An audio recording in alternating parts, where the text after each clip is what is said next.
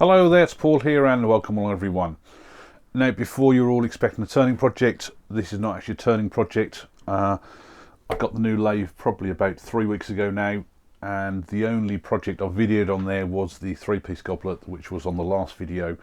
Now that video took me about 2 weeks to edit, which is why I've not really done any more recording of the stuff I've done. I've done quite a few things on the lathe since, and I will probably run over those on a future video. If you want to see what I've been doing, especially as I do it, please follow me on Instagram. There's links below as to where I am on social media. I do post an awful lot of pictures on there and story feeds of things that I'm doing, so you can keep up to date with what I've been doing. Now this video I'm going to talk about the Cyclone unit, where I bought the actual Cyclone, which you can probably just about see here in the corner, and how I set it all up, and more importantly why I went for a Cyclone. Now I have my vac down here, the top of the Cyclone here, and the drum, which almost fits under my bench here. So the first thing you've got to ask is, why do you want to have all the extra space in your shed, especially if you're limited for space like I am in here? So this is the corner here. You can see I've got the drum, which is a 120 litre drum,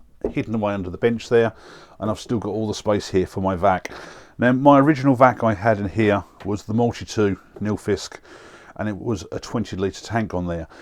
I recently got given this one, which is the Multi-2 again. It's the second generation of that one, so it's slightly better, but it has the 30 litre tank, which I thought was brilliant because I don't have to empty the tank out very often. Even though that's a 30 litre tank on there, what you'll find is, because you've got all your filter and everything inside there, the actual storage space in there is about 18 litres.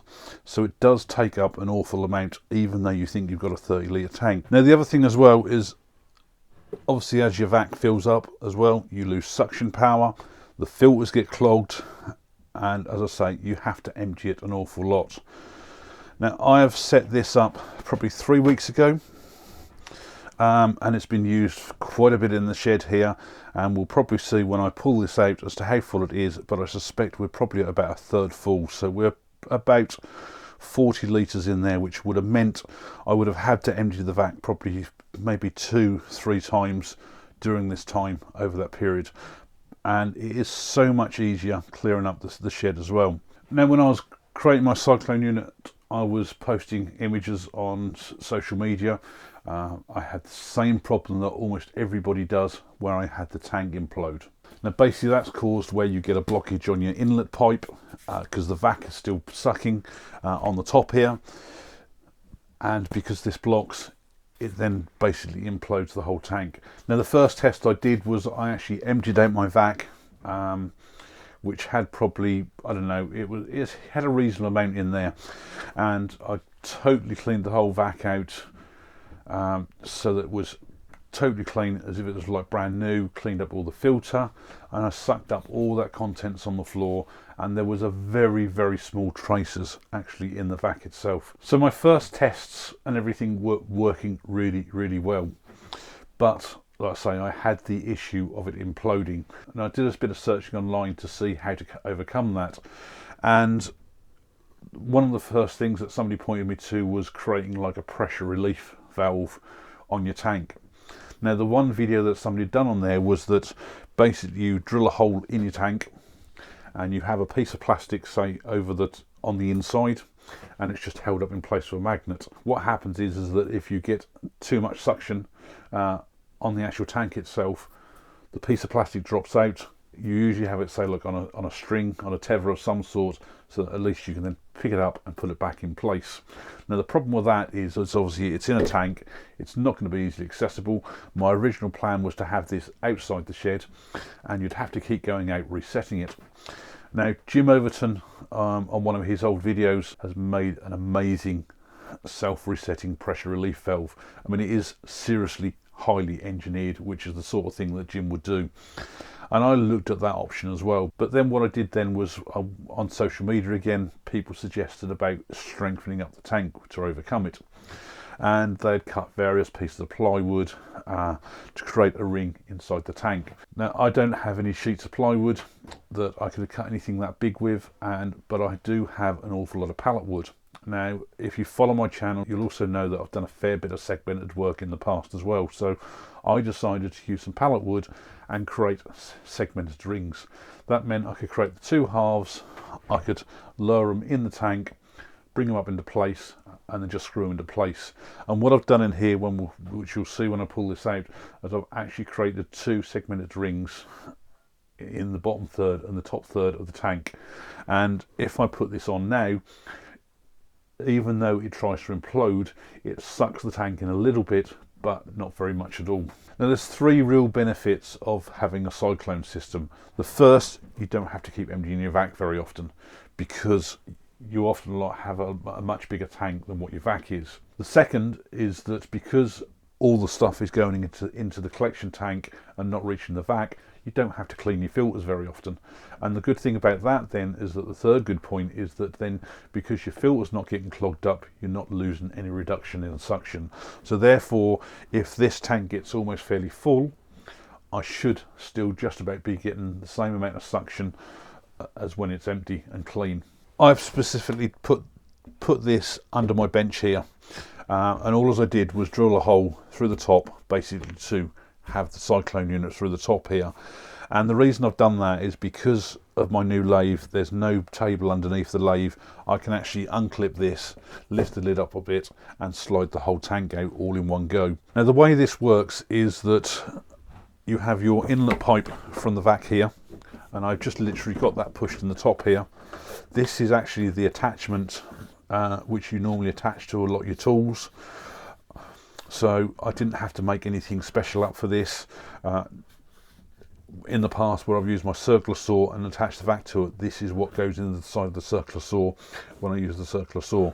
Now that fits in there nicely. This inlet pipe was the one from my original vac, and it's only about 1.5 to 2 meters, so it comes down and it comes out from the front of the vac, and it's ideal for that sort of length.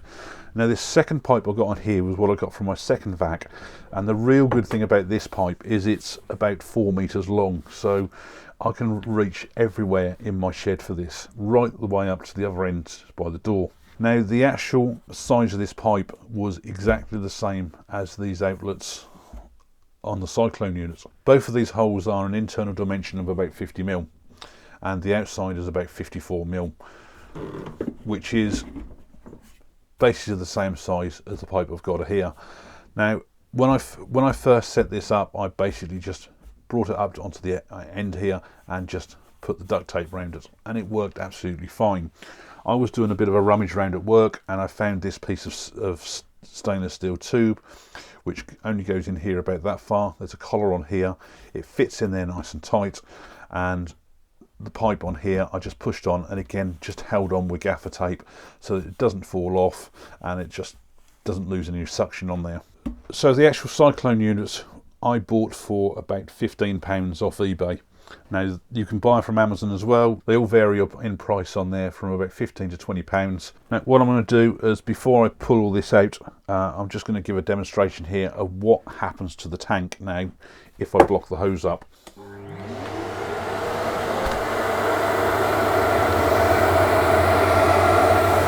So I've got this on now. In actual fact, there's no obvious signs on this of where it's imploding. What it's actually doing, if you watch,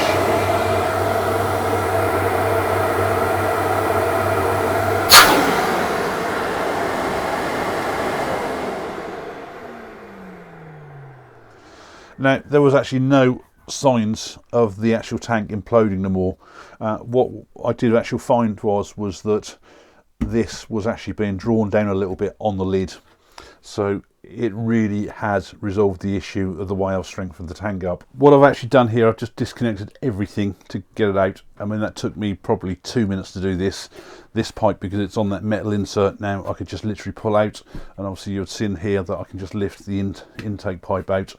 The only real pain on this really is this locking handle, trying to get to it under the bench. It's easy enough to undo, but obviously when you do it up again, you've got to somehow get it all around so that it goes right over the lip here. So it does, that's the only real messing around. All I've done to fit this is I've cut a hole in the lid here for the diameter of the hole that's in the bottom of the Cyclone unit here. I then just marked and drilled 4 holes through the lid to fit these bolts through. I know some of these actually come with all the fittings, they come with a gasket. This particular one I bought literally came with this plastic Cyclone unit only. There was nothing else whatsoever, other than there was already pre-drilled holes in the base of the plastic here, so you could, once you've got your hole in the lid, you could then line them up and drill your holes. For sealing wise, I've just basically put silicone all round the joint here before I then put it on, so at least the silicone goes all the way inside. There you can just see the hole there, and you can still see sort of like the silicone where it's come through as well. So the idea is then with this, I don't know whether it shows on there, there's actually a tube in here which drops down to probably about this height. So the idea is when your dust comes in on the intake hole here, it goes round the Cyclone, because the air is drawing up, it's pulling it from below that cylinder in there. So the idea is then your dust and particles and everything by rights should eventually drop all the way down there. This is what I've done. I mean, it's basically it's probably around about a third full. So that's now been 3-4 weeks in the shed using this system. Most of the rubbish that I get on the floor I still sweep up and just literally put in a bag rather than vacuum it all up.